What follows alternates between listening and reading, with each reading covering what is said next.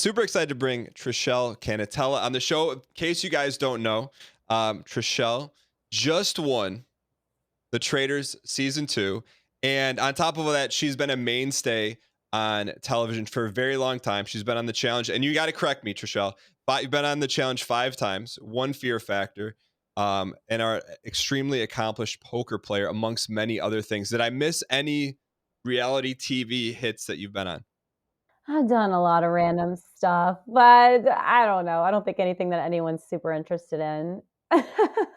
What do you mean? I mean, like, you've been on TV for a very long time, and I feel like in a lot of different Yeah. ways, in particular now winning the Traders, you've like find ways to kind of reinvent yourself and still, deliver entertaining television. What do you attribute that to? I don't know. I've always been kind of competitive. I think in my 20s, it was easier for me to do a lot of different shows because I was a lot more physically fit. And also in my 20s, I could go 8 years without running, and then I could just go run 5 miles. Like it was insane the endurance that I had that I don't have anymore. But yeah, so I did like a celebrity wrestling championship show with like Hulk Hogan. And I was like the last girl standing on that show. I hung with a lot of the guys too, physically. Like I did a lot of random things. Yeah. So we have to like we're gonna talk about you winning the Traders towards the end, but I you brought it up. So you said you're competitive. And I Yeah. think that's wildly apparent for anyone who's got a chance to watch you on TV or even meet and play a game with you in person. Nothing is like by accident with you in a game setting. Where does that come from for you? Have you do you remember a time when you're like, okay, this is why I'm competitive? Are you just wired that way? I don't know where I get it from. And my dad always says this. He's like, your mom and I were not like that. They didn't have the drive that I do. But I was in a lot of sports when I was little. And so I just always had that background. I remember I was really little and I was in softball. And, whenever you go and you'd be like, good game. And you had to like high five everyone. Like if someone like got me out or something, or if they like caught a fly or whatever, I would take my hand down and not like slap their hand. And my dad was like, that was very unsportsmanlike. He would hate it when I did that. I was just always competitive since I was little. Did you play any varsity sports in high school growing up, or were you like kind of grade school, middle school sport? No, I swam in high school, and I played softball, and I ran track. And then I ran track. I had gotten like a partial scholarship for track in college, but I decided I wanted to join a sorority instead. What events did you run? The 110-meter low hurdles. That Okay, that all was right. like So my you specialty. I did a lot, but that was what I was better at. okay? What university did you go to? University of Southern Mississippi. Ah, cool. So you could have, if you wanted to, you could have done track I in would have been the school and worst one. I mean, I just got to a level that I saw the competition and I was like way shorter than everyone else. And I was just like, my legs were just not as long as all the other girls, and I just couldn't hang with them. So I was like, fine, I'll just hang out a fraternity row, join a sorority. so you joined a sorority. What did you end up studying in college? Um, it was marketing. I went through a couple different things. At first, I was pre-law, and then I was just like, I hate this. I hate pre-law. And then I was just like going to speech pathology, and it was all girls, no guys. And I was like, I needed like cute boys in my class, so like I just switched it to like marketing and advertising. So that I ended up getting a degree in communications. Got it. So you graduate, you get your degree, Yeah. and clearly your life takes a very different fork in the road. For you, what when did you how did you get on the show, and what made you want to get on your first reality? I mean, back then, reality TV show. Money. That was a motivator. It was because I had student loans. I Mhm. think this is the story for a lot of people that did the real world. I was actually approaching my last semester of college whenever I was approached to do the real world. I say approached. Actually, I went to an audition for another show called Lost in the USA, and it was going to be like road rules, but it was going to be like on the CW. Actually, back then it was called the WB. I'm aging myself, Yeah. but No, I remember. yeah, the WB. So that show ended up getting canceled, and they called me, same production company, for the real world. And they asked me, do you want to do the real world or road rules? And I was like, road rules? Like, I don't want to do the real world. Like, I want to compete. I want to be in like a small confined space with people just doing competitions. And then they, of course, threw me the opposite show that I wanted, threw me in Vegas. And that's sort of how it happened because I wanted to pay my student loans off. So, yeah. Got it. And when you applied for that first show, was it like an open casting call at a bar and you're just like, "Oh, on a whim, let me just try this," or was this something that you sought out?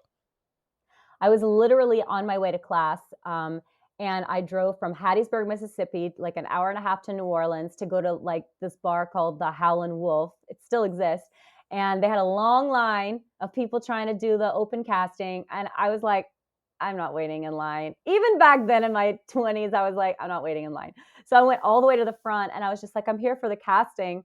And they just let me right in. They didn't even ask any questions. Everyone else is waiting in line. I'm like, these fools.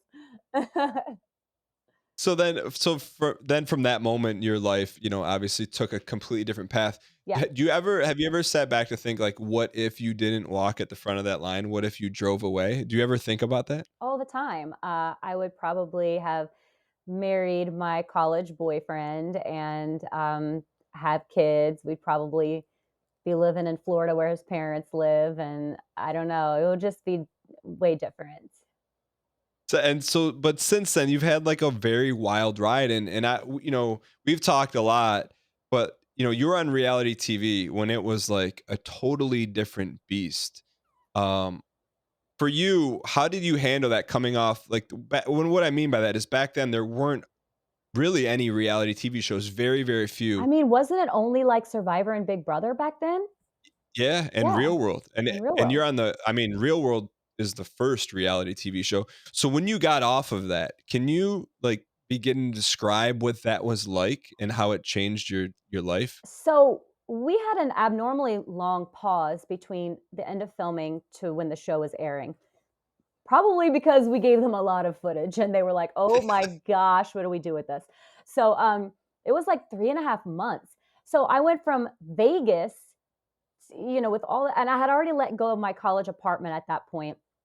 Um, and so I moved back to my dad's house in Cutoff, Louisiana, and I was talking to all my cast. We became like brothers and sisters, like there's 6 other people on the real world with me. And everyone's like, you guys, let's just move to California. Let's just move to LA, all of us. And that, as long, we'll have friends there because we're all there. So that's sort of what happened. Everyone sort of moved to LA. I found my roommates on like westsiderentals.com. They were strangers. Like I didn't know like a lot of people because I wasn't gonna go move back in with my roommates. Like we'd had enough of each other in that capacity. Yeah. But I remember I got a job waiting tables, and about a month later, our show started airing promos. And I remember we did a promo with like Method Man, Redman, Foxy Brown, and us. And my tables that I was waiting on started recognizing me. They were like, "Aren't you the girl that's about to be on the Real World?" So I would stop and talk to them because I couldn't be rude. And you know me, I'm a nice person. Like if somebody talks to me, I'm going to talk back to them. Yeah. And my manager was like, "Listen, you are causing a problem because you're on this TV show. Why didn't you tell me?" And I was like, "Because I wasn't sure when it was going to air. And I didn't know if people are even going to know who I was." And he was like, "You need to still wait tables. This is your job." And so he kind of like let me go. I think maybe I got fired. He was just like, "This is an issue." And I was like, "I don't know what to tell you." And it was becoming a problem. So I had to quit. And And this is before the show even started airing. This is just weeks promos. before the show started airing. Okay. Yeah. And so I went from my, waiting tables job to like the show airing, and I started to get appearances and things like that. So I kind of floated my living in LA for a little bit. So, okay, so the show airs and then at that point, then it's just like you're booking like bar appearances, and is there just like stuff coming out of the woodworks? Do you remember what that was like? Yes, very much so. It was chaos. Like I just remember starting to get recognized a lot. And I was like, oh my God, like what is happening? And I had since met a couple people that were alumni from the real world that we had met through the same production company, Buena Murray. They sort of got us all in touch with people. And then because I was doing appearances with them as well, I ended up doing a challenge. And Yeah, it was just crazy. I never thought that I would actually be recognized at all. And then we're like in Us Weekly, People Magazine, there's gossip columns writing. I got followed by paparazzi one time. It was insane. So yeah, it was So wild. as someone, it's like the switch flipped like immediately for you in Mhm. your life. Do you remember how you dealt with that? I mean, because it's not like it was like a gradual buildup. It was like you're on and then you explode. So I remember that again, this is gonna age me. This is before social media, before Twitter and everything. They had message boards. I'm sure you remember those, Dan. Yeah, So yeah. MTV required us to go on the MTV.com message boards and make posts and also respond to fans. Well, not unlike this show, I didn't have a lot of fans. So it was like I had to respond to messages that were like, Trishelle's so ugly. She needs a nose job. She's the most horrible person on television. She's a whore, all this stuff. So I was responding, thanks for watching, smiley face. Like, what? It was just insane. So I went from, Uh, yes, having anonymity, all this other stuff, like a Southern sorority girl, to being like called a lot of names, like late night talk show hosts were saying some things, making jokes about me as like a 21, 22-year-old girl dating a guy on the show. It was raunchy. My dad was very upset. My family was devastated by it. I'm from a very conservative background, Christian background. It was upsetting for everyone. So I in turn chose to embrace what people were saying. And so I just started doing more shows. I was like, I'm going to make money off of it. People are saying mean things about me. I may as well just make some money. So when you say embrace it, before we talk about that, so you're, in your early 20s and, early 20s, you're trying to figure stuff out Yeah. and then you're dealing with like this is not even like social media now where at least you can talk to other people that Yeah. are going through it. You're kind of going through it on your own. How did you as a like individual, how did you move through that and how did you let it affect you or not let it affect you and what helped you through that time? I cried a lot. I cried like every episode. I was just praying for them because they used to send us an episode like a couple days before the show aired on VHS. And I'm dropping all kinds of old bombs on you right now. So we'd watch the VHS. And I remember I was living with this girl, Katie, who had done Road Rules. And she was just like, sometimes she would watch it before me and she'd be like, okay, this one's not so bad. And I'd watch it and I'd be like, yes, it is. I just wanted the show not to be about me for a second. And I prayed for the episodes that didn't have my name like right off on the description. And so, yeah, I cried, but I had good friends around me. And my cast defended me so hard in interviews and just being by my side in person. We all got along. So we all kind of rallied toward each other because everybody, no one got off unscathed, really. Maybe Alton, actually. He was like the sweetheart of the season, which was annoying. Of course, the guys always, and Frank a little bit. And so me and Steven got it bad, and the girls too.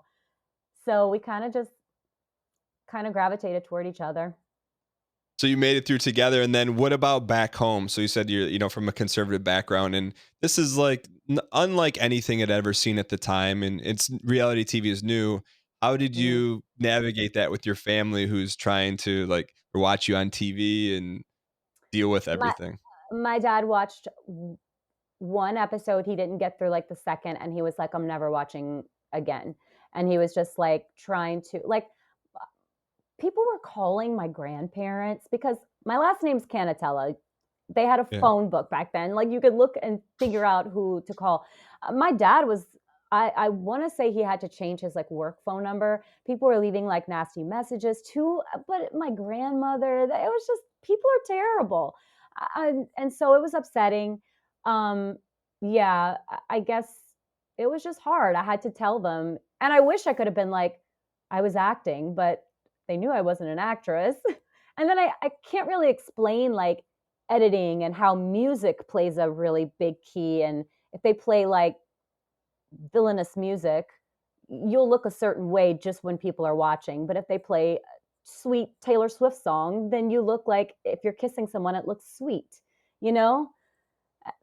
They can make it When look you raunchy or nice, and when you when you look at your real world experience, how do you feel like you were edited and portrayed both, like if you had to like put your character in a box, I mean, put yourself in a box. I think that I think that they wanted me to come in there because I was the only girl from the South, and I think that they thought that I was gonna come in and have, like, a problem with my Black roommates and be a racist. I think that's what they thought. Well, when they saw that that didn't happen, and I got along with everyone, I think that they were like, "Where are we gonna what box are we gonna put her in?" Because Real World very much always did that. They made characters, put people in different boxes, and then they just recast the same person over and over. Like, I was cast as the Kara I think her name was Kara, from Chicago Real World. They made her look like the slut. And so anyway, so, I think that my role had become the slutty Southern girl, naughty girl, even though like I just dated one of my roommates the entire time. And I kissed So and I kissed a girl in the hot tub. Big deal. so then so you get to a point where you're like, okay, I'm going to embrace this because this is going to happen anyway, so I might as well use it to my advantage. Right. So you make that decision. How did that affect the the next things you did in terms of shows you accepted, and how did you approach those? I kind of got to a point where I didn't say no. I wasn't really picky at first. I did a lot of stuff. I did challenges, and then I did Playboy, which completely destroyed my dad.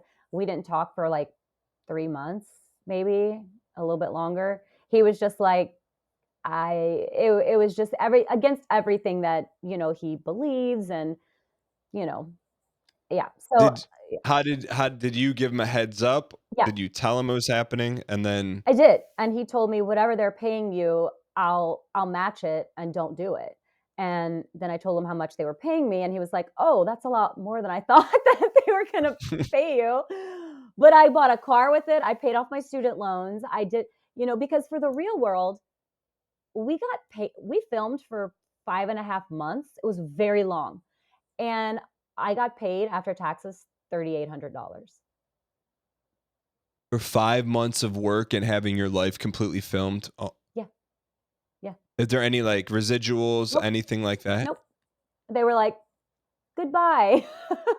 Now they did invite me on the challenges, which was nice, but again, you're not getting paid a lot. And so, yeah, it was I needed to make my So money where I could. I I can't go I get don't a wanna put normal I don't wanna job. put your stuff on blast, Yeah. but, like, well, you said you do a lot of appearances. Mhm. Can you give me, like, an average? So you made 3,800 for the entire series of Real World.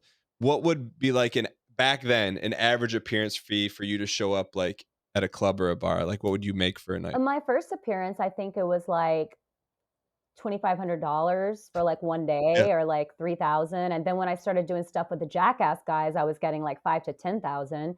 And yeah, so you're getting paid like a lot. And so all of a sudden I had all this money, and and it was a lot easier. And also I couldn't just go get a normal job. I couldn't just like go finish my last semester of school, which I did end up doing, but I couldn't just do that and then go into marketing or work in an office. It was just too much. And so it was a little hard. I had to keep doing television. I had to survive. So I wanna loop back real quick to how things, like, worked over with your dad. So you told him, then you didn't talk for 3 months. How did eventually that, like, rectify itself? I think he just got over it. He was just upset, but it's like that wasn't worth losing a relationship with his daughter over. He saw that I was making my decisions, and I was sustaining my life out in LA. So I think he was a little bit happy that I was doing that. Because when I pulled out of the driveway with my MapQuest directions printed out, my dad was Wait, you like, drove from Louisiana to LA? by myself, yeah. Oh my gosh. Yeah, I need a car. And so Yeah. anyway, I drove out there, and so my dad was like, as I'm leaving, he's waving at the end of the driveway. He's like, "See you in 6 weeks." But I lasted almost 10 years out there, and so he was like, "Trishelle, you always land on your feet. You're like a cat." So looking back at that time, like you've done a lot of MTV shows, like The Challenge. From what do you take from those experiences? Are you glad that you did all those shows and like you generally have a positive feel from it? Oh, Are there yeah. things that what do you take from all the I mean, because The Challenge is a very like physical, it's an intense show. And you've did it do you do it 5 times, 6 times? 5 times. Yeah. Five. Um, it took me a while to not be angry with, like, the first show that I did with The Real World because of just I was just so pissed about, like, the portrayal. I mean, like, I had also started dating a really nice guy in Los Angeles, and when the show started airing, he was like, "Wait, like, are you this person?" And I'm like, no, like we've been dating for like, what are you talking about? It was just like too hard for him. And we broke up because of it. And like, I lost a lot of relationships. I actually lost friendships too because of it. And so it really killed me that I couldn't like fight that perception. Right. And so, um, now I look back on it and now people are like, "Oh, she she hooked up with one of her roommates and throughout the whole season. That's not that bad." I mean, nowadays it's like that people do that with multiple people during a show. And so yeah, I'm not so mad at it now anymore. I've definitely embraced it because I met some good people. I'm still friends with my cast, like our entire cast I talk to all the time. We have a group text message. They came to my house, like most of them actually, in New Orleans for a mini reunion. We try to do that like once every few years. We love each other. Oh, that's cool. I mean, and it sounds like, especially because you're kind of like pioneers, right? Like you went through this completely brand new Mhm. landscape, and it sounds like the way partly how you got through it was together with them. So that makes a lot of sense. I do want to like when you said you lose friendships over being on Real World. Are you like how does that happen? Cause why would that happen? So my town that I'm from, on the bayou, um, it's just a very conservative place. And I think that people didn't like the association of being friends with me because of the show, because they felt like it made them look bad because of my how I was perceived on TV. And so that really hurt. But I have two best friends that I'm from since I was 14 that I'm still good friends with. We talk every single day that they never left me. All you need is two good ones, really. But speaking of you being from the bio, because I asked this like when we were filming, like you have zero accent No. whatsoever. Did you grow up with one? Yeah, I did. But whenever I moved to LA, I had like a manager and like a dialect coach, and like they were trying to get me into acting and stuff. And so like I kind of lost my accent, and also just being out in California for so long, I just yeah, they were like, you can't sound like this whenever you go on auditions. So then, like, would you just sit in front of a mirror and like say, how did you get rid of it? That you have a coach, it's a dialect coach. And so they just coach you and they tell you to say certain things, and yeah, I kinda just lost it, and, they train you in, like, interviews and everything. Did you have to like when you were speaking, like in your early days of having that coach, would you have to think before you would how you would Yeah, of enunciate things? course, yeah. But you know what though? I didn't have that thick of an accent. I mean, a little bit. Gosh, when I saw my Real World not too long ago, somebody was watching it and they were like, they posted it, and I was like, "Oof!"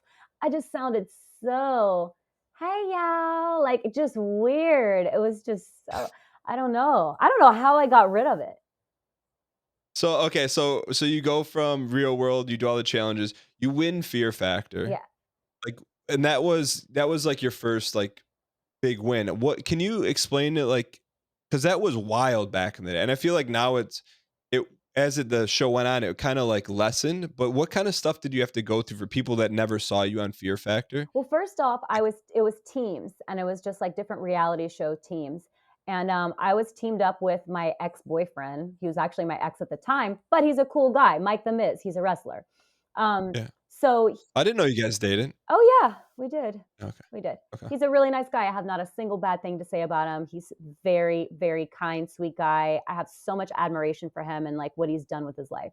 But anyway, he uh he was a good teammate because you know what? He knew me very well, and he was able to calm my fears, pump me up, and kind of like how CT pushes me in this show. These guys know me. They're like close to me. They know what to say Mhm. to get me fired up and to do something. So it was it was very physically challenging. We did a lot of stuff with bugs. We What was the hardest thing for you to overcome during Fear Factor? Do you remember one thing you're like, this made you feel internally some kind of way, or it yeah. was the hardest thing? Yeah, we had to be chained. I get a little claustrophobic, which is why that cabin thing was really hard for me. But I get a little claustrophobic. They had me in this really small tube, pitch black. They tied me with my hands up. I was handcuffed, hands, ankles, and waist, so I couldn't move. And they were pouring tarantulas on my face and all over my body. And I had to stay in there until Miz had to get these like keys out. So it was really, and I don't know if you know this about tarantulas. Whenever they get agitated, they have tiny hairs that are like, you can't really see them that well. They're very fine hairs. They will like shoot it out into you. So I was going like this and I was moving a lot. So they had shot all the hairs. I was itching. It was in my mouth, my throat. So what they told me in production afterwards to take duct tape and put it on my skin and rip the hairs out with duct tape. It was just like It a lot. Was there any point during that show where you're like, "What am I doing?" Or did you know exactly what you're getting yourself into? I didn't know what I was getting myself into, but once I was there, I was like full gas, no brakes. Like, I got in competition mode and I was just like, I'm winning. I It's like I'm very mental. I'll know right when I get on a show if I'm gonna do well or if I'm not gonna do well. It's all my mentality. Why do you say that? How do you know that? Um, I really feel like I have something in me that just I it's like whatever I tell myself will happen. And so I don't know. I feel like I can be unstoppable or I can be my own worst enemy. And I have been a lot on challenges and I'll just go right away. It's like people just vote me out right in the beginning. So you walk into the Traitors day one. Well, first off, when can you tell me how you got on the show and what your familiarity was with the Traitors when you either got the call or the email or how it played out? Yeah, so I was a fan. I was a huge fan of Sari on the first season, and I just really wanted her to win. And I watched a couple of the other ones, and I kind of got I think I got an email, and it was like a friend of a friend who had my email address, and someone from casting was just like, "Are you interested?" I was like, "Yeah, like very much so." Just because I thought it would just be like a whole new caliber of people. No knock to the challenge, but like it's the same people over and over. Like you're always doing shows with them. You kind of know how each other plays. It's really cutthroat and mean and hard. Um, and I was just looking forward to something different. Okay, so then you say yes, and then you get to the castle, and you said you're able to like have a feeling when you go on a show. So you get to the castle, you see everyone. What was your first feeling in terms of how you think you're gonna do in this game? Well, I felt really good until I saw you. Come on. I was like, I'm in trouble.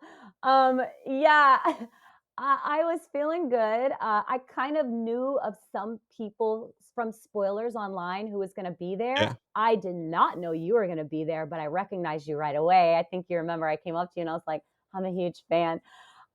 It's embarrassing now that I think about it. No, not at all. But like, how did you find? Were you in the Scotland hotel and heard spoilers, or was this before you got to Scotland? A couple names before I got to Scotland, like housewives. And Okay. so I kind of knew that there were going to be a few housewives there. Some of the spoilers were wrong, obviously. Um, so you really didn't know. But I heard bananas, and I wasn't sure about CT.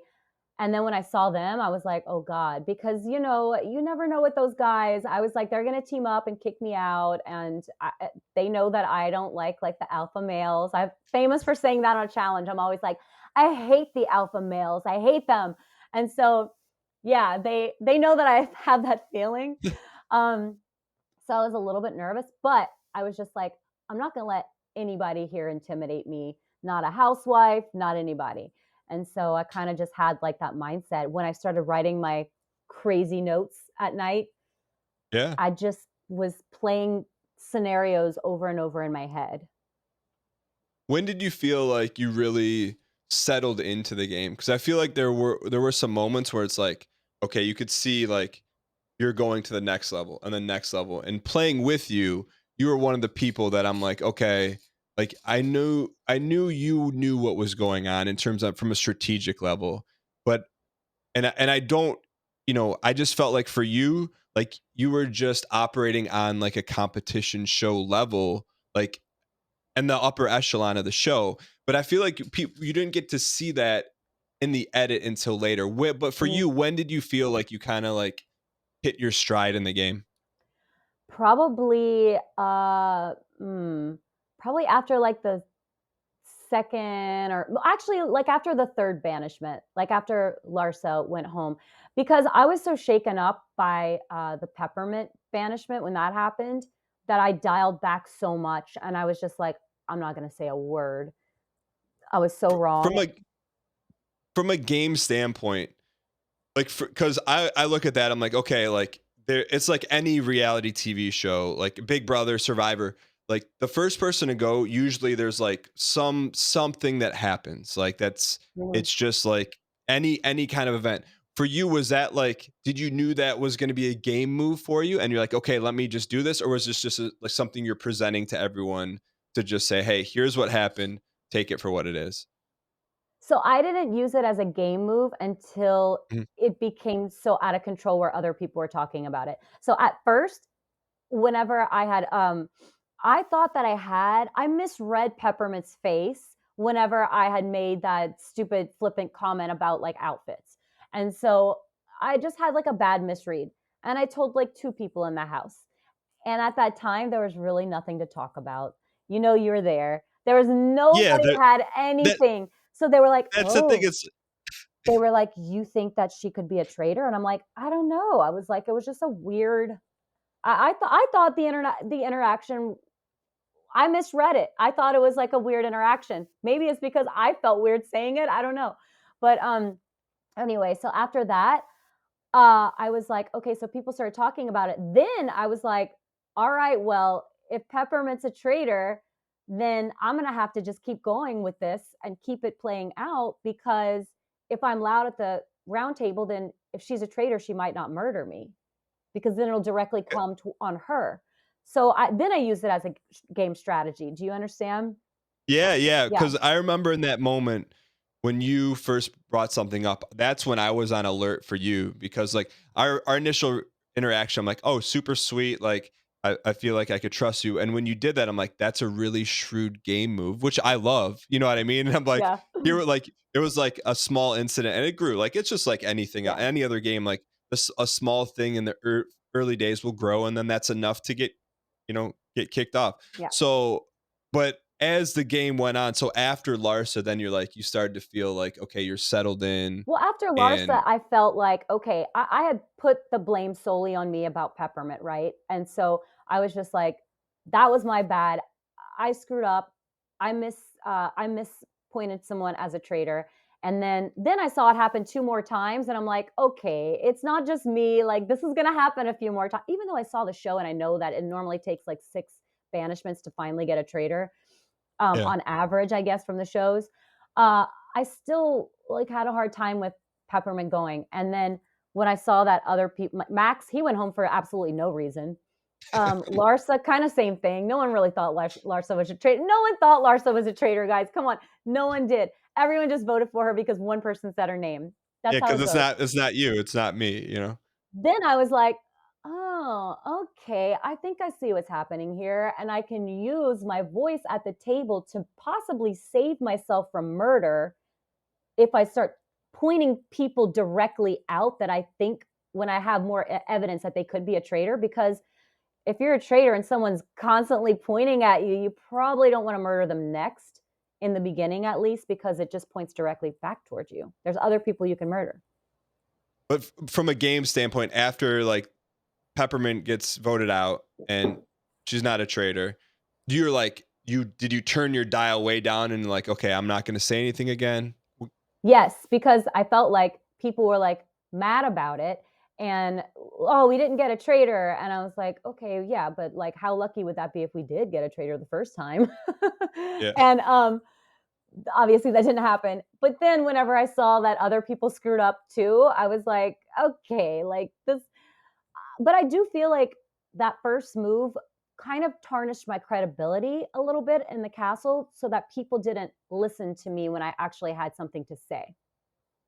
Well, and that was one of the, I would say, tougher things to watch is that so you're a part of this alliance and you have like a slick strategy, like an effective one, and you're sitting in the room with everyone and you're like, "Hey, this is what I want to do. Here's a good reason why." Like when you started to feel it not go that way when your alliance, like what are you going through your head in terms of like this is really what you think is the good move, Uh, but I I when do you said, decide not to push it? well, I thought I did push it, pretty hard, and the whole time I was thinking, I know exactly how this scenario is going to play out, and guess what? It did every time, and I was like, "These girls are not they're all gonna vote." They might not completely vote together because MJ had voted for you that one time, but there Mhm. was enough people there. When the numbers start getting lower, they are going to firm stick by themselves, and they are going to together be one collective vote. And I knew that was going to happen. And the guys were not believing it because I was with non game players. They didn't understand the numbers factor of it. So then for you, mentally and like strategically, what did you decide to do? Are you like, okay, like I need to find another path? This is because you see what's going to happen. You guys are going to get picked off one by one. But when Mhm. that, in that particular conversation, when it's like, okay, they're not listening. What was your next, like, because I felt like throughout this game, you adapted a ton. Yeah. Like, how did you adapt after that to get to like kind of the next stage of the game unscathed? Let someone else be the vocal person, which I did, and then that's what you have to do, and you kind of follow them a bit. And if then if someone else is the vocal person, then they're looked at more. And so I went in and out of being the loud one and being the quiet one. And yeah, like you said, it's just how you adapt in games. That's really what it is. Um, yeah. It's and I want to get your perspective just for clarification. So like so we're at the round table and there's no traders gone yet. I go after Phaedra. At some point, like I felt like you and Peter really like picked up on that, but I feel like other people didn't. When you They saw didn't. that happen and the way it played out, what was your mindset about what you read at the table at that moment, walking away? I'm gone, and you're like, okay, what just happened? Everyone was satisfied because they had found one traitor, but not a single person picked up on what I picked up on, which as I knew that you were not gonna lie in that moment. And it clicked right when you said it. You saw my face. I actually watched that episode twice. And whenever you said Phaedra's name, I went, it just boom. When I was like, he just gave us a traitor. And I was actually shocked that everyone's like, "Oh, let's go celebrate." And I'm like, "No, no, no, no. We need to like take a moment and just like go over what happened." I mean, I wrote a bunch of notes that night about it.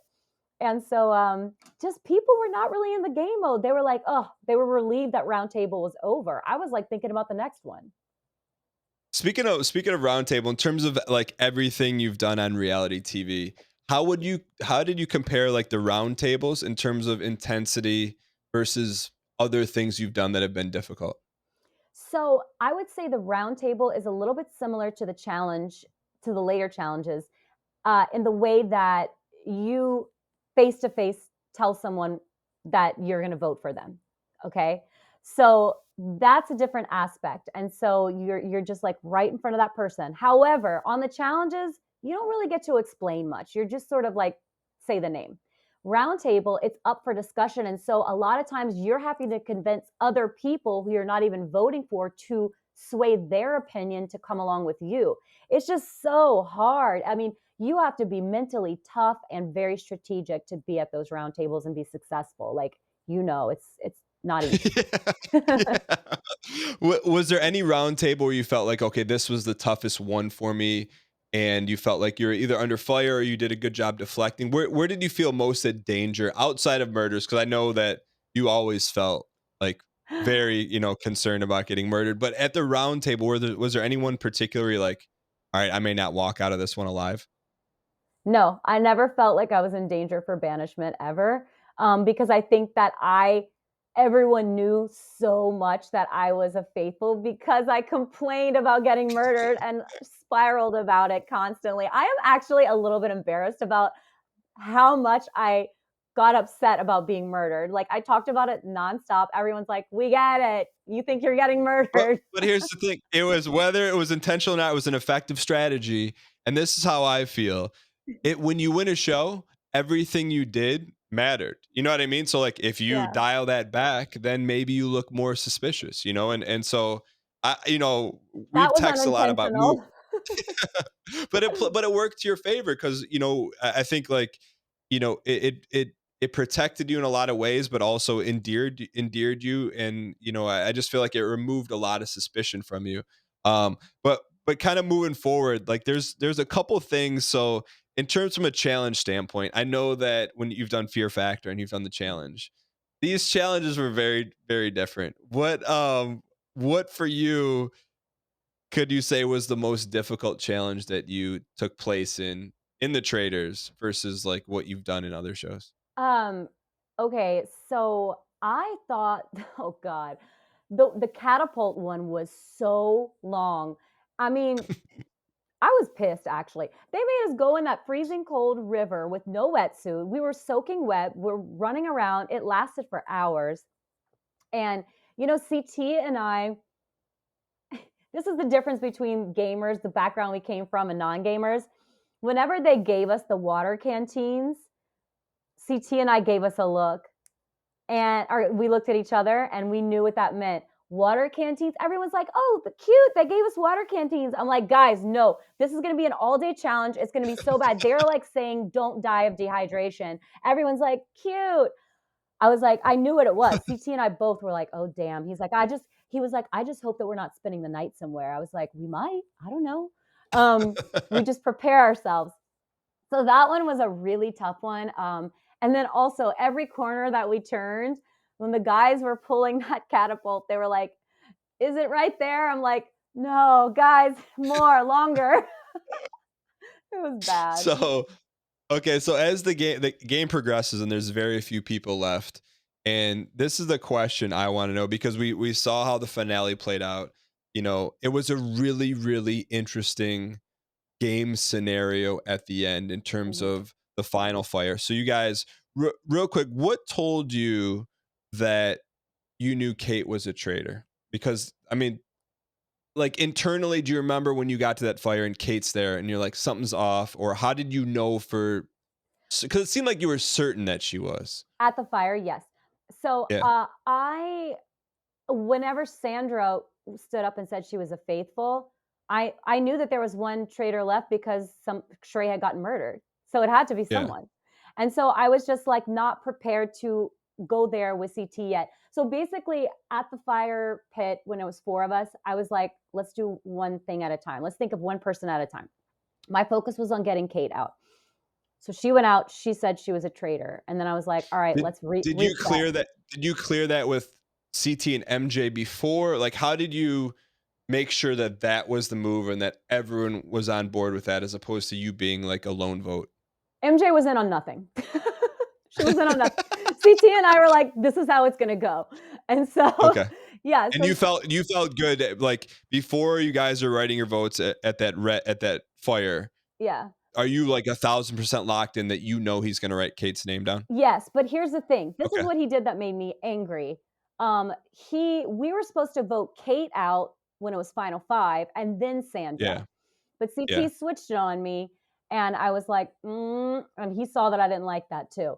I was just like, I don't like this. Like, whenever we have a plan, let's stick to it. That's why I would have been a good alliance member in Big Brother, by the way. I stick to a freaking plan and I do not waver unless I really I am thought that was pushed into a I corner. thought that was a little bizarre too, because you're so like all you have to do is not like waver with an Yeah, alliance, like it was and you're gonna steamroll. But yeah, you gotta like try to.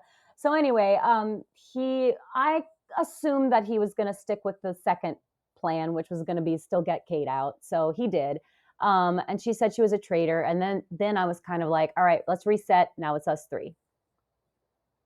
Got it. And for you, were you satisfied with getting Kate as a traitor? And you're like, okay, but because in the reunion, everything you said, like with MJ, you were 1,000,000% on. What about MJ? Were you like, okay, like there's no way she could be a traitor? Like, what told you that?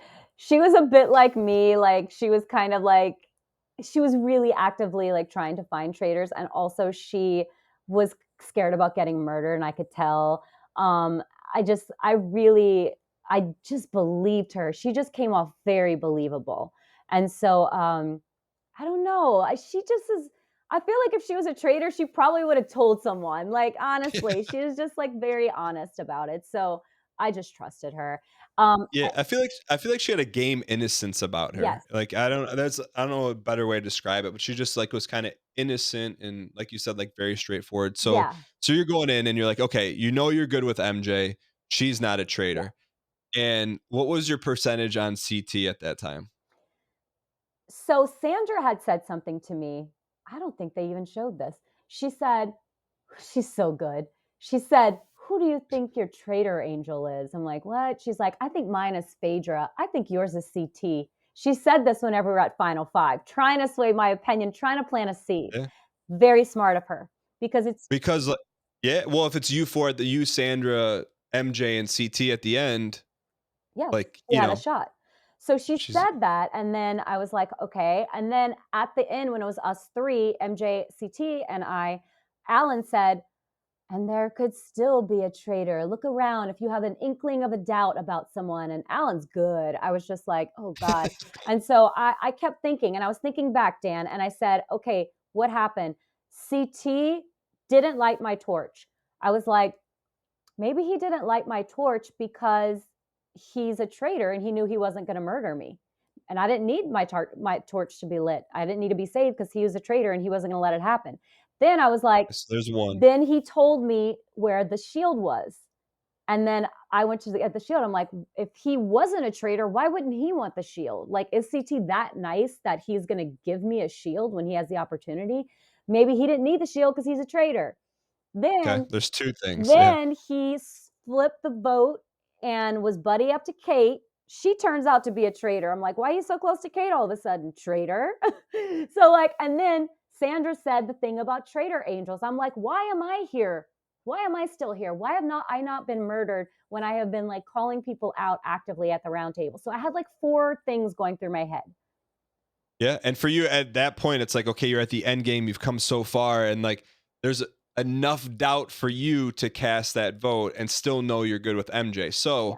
but for me, it's like, okay, if you're gonna cast that vote, it's gotta count, right? So at that fire, did you like talk to MJ, wink at her? Did you like say, hey, like do this and we win the game? Or how did that play out? Whether, because we didn't see much in the episode. It was just kind of like chaos. Before we went to the fire pit, we were in like the door frame between the foyer and the bar, and it was me and MJ. We literally had 5 minutes to talk. They were like, "Okay, guys, time's up." And I looked at MJ in the eyes and I said, "MJ, I trust you 100%. I don't know about everybody else, but I just want to let you know I trust you 100%." She's like, "Okay, I trust you too." And that was it. But I thought that that was good enough. I thought maybe she thought I was telling everyone that, but I didn't. So okay, so that's what you had a chance to tell her, and you're at the fire. It's you, CT, and MJ, Mhm. and like you're writing down CT's name. Can you talk to MJ at all? Are you like No. thinking that she's No, on the same they page? were very specific with like us not talking. But MJ, I saw how pissed she was whenever we threw in the red pouch Mm. for the fire. She was like, "What is going on? Like, why are we not all splitting the money? We're all faithfuls."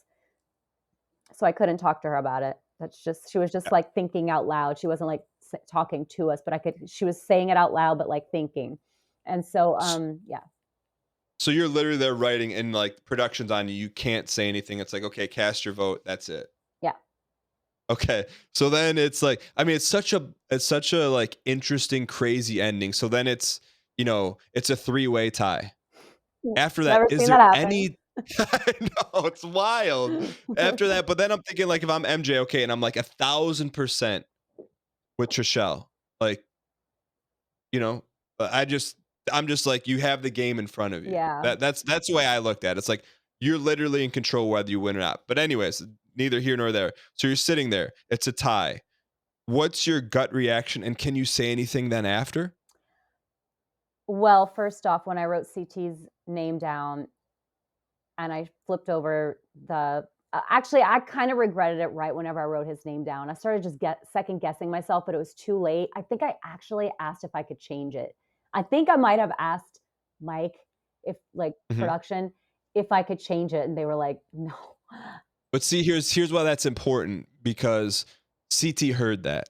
So like if CT heard you say, "Can I change my vote?" You know what I mean? He There's di I don't think something he that heard. He was oh, pretty he didn't far hear. yeah, I don't Okay. think he heard. I was Okay. just like, because they come and they what they do is they flip your thing over, your chalkboard, and they write it down, and I was whispering to him, can I change my vote?" Oh, And he got said, it. "No," and Got it. we've already locked Okay. it in. So they go around to each person to do that. So CT didn't hear that. When Okay. I flipped over his name, the look that he gave me, he was so hurt, shocked, just like it was horrible. I never want to see that look again from anyone. I mean, it was the worst feeling in the entire world, and I immediately knew that I made a mistake. From a game standpoint, you're like, "Okay, this is all I need to see." His And you reaction. know at that point, and you know he's not a traitor I at know that point. CT. His eyes were starting to tear up, and I was just like, "Oh my god, I made a mistake. I made a mistake. I made a mistake." It was just horrible. Okay. But I was So then you very grateful that it was a three-way tie at that point. so then you look to MJ, and what's your read on MJ? What are you taking from her as you see her I holding her I vote? was a mixture of, "Why are you voting for me?" and "Thank you for voting for me." Like, "Thank you for not voting out CT." And so it was just like a mixed bag. I mean, yeah, and I wasn't sure what to do after that, but actually I knew what to do. Yeah. I was never gonna write CT's name down again. Like I couldn't. That look that he gave me, I at this point, Dan, I was like, if CT is a traitor, take all the money, Course. take it. Like he's a good guy. He got me through some hard stuff in the game. We have mended our relationship. He deserves it. And so I was at that point. I thought he might still be a traitor. So okay, so then the next vote comes. Can you say anything, or is it still literally you Nope. can't say anything? Just revote, No, quiet. unless Alan, like, asks you a question, and I think, CT said I don't remember if he said that the first time or the second vote, he just was like, "There's no one else that I wanna split the money with than her," talking about me, and, And you heard him say yeah, that? he said it to me, and Okay. so, yeah, we had already written our names down and stuff, and so it was yeah, we both said MJ. Yeah. Okay, so then as that goes down, like, it's clear there's a lot of emotions. When I Um, showed my thing that said MJ, MJ was like, "I already knew it because I could see you writing my name down." I mean, it's 2 letters. She couldn't see me write. I was far away from her. She's just like, "I knew it." I like it could have been CT. It was just MJ. And then CT was looking at me like, "Damn you." so we'll talk about the aftermath in a second, but okay, in this moment, CT's writing MJ down. You wrote down MJ. Like you win another show. Like I know the emotions were high, but what did that feel like for you? It was the most special because it was with CT because I felt like we went through like the whole like fighting like brother and sister relationship, like ups and downs, like the whole thing. And it just really felt like it all came together at the end. And I was so happy. And it just felt like we really went through it. Like we went through a war together. Even up into the last like vote, there's like that. I felt like as a fan watching the show, it was such like a crazy, chaotic but satisfying ending. Yeah. Because even to the last second, it's like your relationship is like this, and then finally there's like this crescendo, and it's just you two, and it's like pretty for like a game that's like it's campy. I don't know. Parvati said it's like a show first and then a game, Yeah. but it was like a kind of like a feel good ending to this like mass chaos and murder and everything. Yeah. And so like when you walk away from this like experience, um, especially with CT, like how special is this to you? And when you look back at everything you've done on TV? CT and I are closer than ever. we've been texting, and he's not a texter. He's not a caller. He's not like a phone He does not. He's not like that. Well, that was an interesting thing for me is like when we were doing all this press and doing all this stuff and going to LA, like he just wasn't around and you're the one that kind of said like, Yeah. "Hey, he just kind of keeps to himself and Yeah, like he has his you own could." thing, and he was meeting with, like, his manager and some friends that he had, but, yeah, he's definitely separates, like, show and then, like, his real life, Yeah. which I do respect about him. But Oh, yeah. now we are, like, super tight. He's not getting rid of me. If he doesn't text me back, I'm like, "Hi, I'm here." Well, now you guys are forever attached as the winners of season 2, Yeah. which is like the exciting thing. But I also like to like dig into like the game stuff, right? So like now there's some fallout at the reunion. Oh god. MJ is very upset. Yeah. And like you try to take everything as a grain of salt. I want to know your take. Let me give you my take just to kind of pave the runway. Like, I think and I don't think this is a shock to anyone, the people that had not played a game before really took this like personal. And at the reunion, I know there was some heat coming your way from there. How did you internalize that, process it, and respond? Because I felt like you were trying to be respectful Mhm. about how you responded, but as that's going on, what's going through your head? Um, yeah, I was a little shocked at how upset she was, especially because I didn't think it was warranted on my end because we could have won the game together, she and I, had she not voted for me and listened to what I said. But I mean, that's I understand where she was coming from too. I just think that personal attacks are unnecessary, and I felt like I never said anything mean about anybody on the show personally. It was all game. And so it's just odd to me that somebody would be like so angry. And it's just a game to me. Like, really, I get it. Like, people are mad, but like, I feel like Janelle and Sandra went at each other and almost threw chalkboards at each other and glasses of water. And we don't blink twice. Me, you, Janelle, Sandra, CT, we're just like, whatever. And so it's just a different vibe with some people, and I can't fault them for it because they don't come from the same background that we do. Yeah, and I think the different thing with you and MJ is like it's not like you pulled this move on her. It Mm-mm. was essentially like, okay, everyone has a chance to win this game at the end, and it's based on what you do strategically with your vote. Like, so it's not like you stole something from her. It's she made a decision that cost her the game. And and I think that's maybe why the show is so interesting is because you have like this mix of personalities. Not everyone is like a game bot or a game and that can separate that. But at the same time, like I know getting to know you, like you're human. You Mhm. know what I mean? Like I know that you feel a certain way in terms of like I know you want people to like you because you don't Yes. really you so in terms of like how I feel like social media in particular this season it's been really interesting and It's you in rough. particular have had to deal with like all different kinds of things in this day and age, especially now learning about what you dealt with in your early 20s and now, you know and at this stage of your life, how has it been different dealing with social media versus how things were tough for you when you were first on reality TV? So, back then, it's like I would go on the message boards just to respond to a couple things. And whenever people were saying mean things, after I was done, do it for an hour. That's what they said. And then I shut off and I don't go in the message boards anymore. This day and age, it's like I check social media for news sometimes to check on other people. It's like it's very entrenched in our everyday lives, and to wake up and see hundreds of messages from people telling me to kill myself because of a game move where I didn't even say anything personal or mean to anyone was a bit shocking. And I was like, whoa. I literally text Tamra and I was like, look, I know you deal with like housewife stuff. Like, is this normal?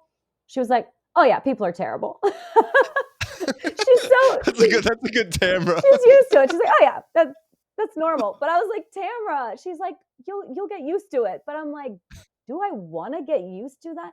Like, look, when I got off the show, like I didn't even like advertise this, but the first phone call that I made to my husband when I got my phone back after we won, I was so excited to tell him we won. He wasn't really reacting. And I'm like, what's going on? He's like, don't check your text messages. And I'm like, why? What happened? And I'm like, oh my God, something happened. I found out that one of my best friends died like 5 days before I got off the show. So I get home, I'm going through that mess, and people are like, why didn't you directly, tell Peppermint you're sorry? Because my friend died. Like, I'm coming home. I haven't seen anyone. I've been gone for a month. I find out my friend had died. People were grieving. Our friend group was grieving without me because I was doing a show. Like, I'm figuring out all this stuff.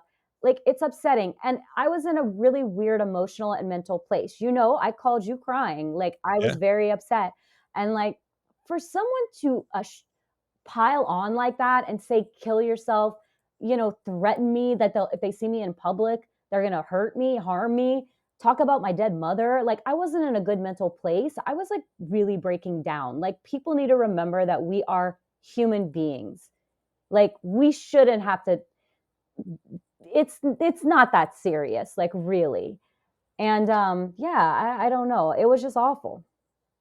So, and, we had talked a lot throughout the season, and I always wanted to check on you because I know there's a lot of stuff going And I on. appreciate that from you, honestly. Like, No, you and no. a Well, it's couple other like people were so kind. Janelle, I cried to her a lot too. no, no, and it's just like like you said, we're humans at the end of the day. But for you, I felt like every time like we would talk or I saw you after like in New York and then in LA, I felt like things are good. Mhm. Like you battled through it. Looking back, like if you could tell yourself one thing with all that, like not knowing that wave of stuff's coming in, how did you get through it and what did you learn from that experience? You mean like on the show? Like, what differences would I change or No, just post show, like like getting through all like the negativity on social media. I probably would have just uh, I guess maybe I should have just deactivated Twitter, but there was like a part of me that didn't want to give anyone the satisfaction. And Yeah. so I was just like, whatever. And then I did take breaks, long pauses from looking at stuff. But I mean, I don't know. My friends and family were very upset too. Like, they care about me. Like, my husband was I was gonna make me cry. My husband was so upset to see like all that stuff. It was just awful. And so I don't know. There's nothing that can prepare you for that, really. Yeah, and I know like you're very tough, like you're super tough, but I can feel your emotion. It's Yeah. like your husband and your friends and family didn't sign up for this. Like you They mean signed up so for it. much to me. People were like taking screenshots of pictures of me and my friends, like saying that they weren't my real friends. And I'm like, what are you talking about? People were, I couldn't believe it. Like, I don't know. It was just like really weird. But yeah, I mean, there's nothing that can prepare you for that, really. I'm more sensitive than I thought that I was, I guess. I hate that about myself. I took that away from you too, because I knew who you were. I knew you're very tough. I knew you're super competitive, but I saw a very like soft, genuine side of you Yeah. that like even when playing the game, I'm like, okay, like I think this is real. Like Yeah. I don't think it's like you're playing me. And You and I thought think that I could fake that? What are you I talking mean, well, I don't. I was very like paranoid, and, Yeah. and but I just feel like getting to know you, like it was just such a satisfying ending because I feel like you played a really, really great Thank game. you. You were always thinking ahead. You were very aware of where you were and like the social status and how to interact. And I think, you know, when it's all said and done, it's just such a satisfying conclusion to a crazy season. But for you as like when you look back at this and it's like, okay, this is now not your first win. Like you won another show. Like people that, watch this that may not have got to see everything you wanted them to see. Like, what do you hope people take away from you on your time on reality TV and in particular on the Traitors too? Um, I I hope that people maybe show me like a little bit more respect and give me a little bit more credit about when I say something because I feel like, that didn't really happen. People are just like, I don't, even reading articles about the show, they'll mention like Peter, John, Bergie, and even Kevin, and will completely not even mention my name about gameplay. And I'm like, what? Like, I feel like I came up with so many ideas and scenarios and presented things to people and spoke up. And, but you know what? Whatever. My biggest strength is that I'm underestimated, and I will continue to use that. Yeah, and I think that's like I would echo that tenfold. And one of the things we talked about in person, but when you're doing the challenge, when it was like you had to hurdle those rafts, Yeah, and like I knew it was difficult, but when I saw you do the first one, I'm like I know it was hard, but like I also like you made it look easy, and it I'm like, wasn't "You're easy. I know, but you made it look easy." And I just, for whatever it's worth, really enjoyed playing with you, but I respected how you played because you were someone I'm like, okay, this is not someone who's just here to be here. This is someone who's thinking about every move and understanding the game. And it was fun to watch. And as someone who enjoys shows where people are playing hard, I think a lot of people who root for those kind of people, I think you were really easy to root for. And I think for maybe fans that prefer like fighting and drama, you're probably a target. But Yeah. at the end of the day, you walk away a winner.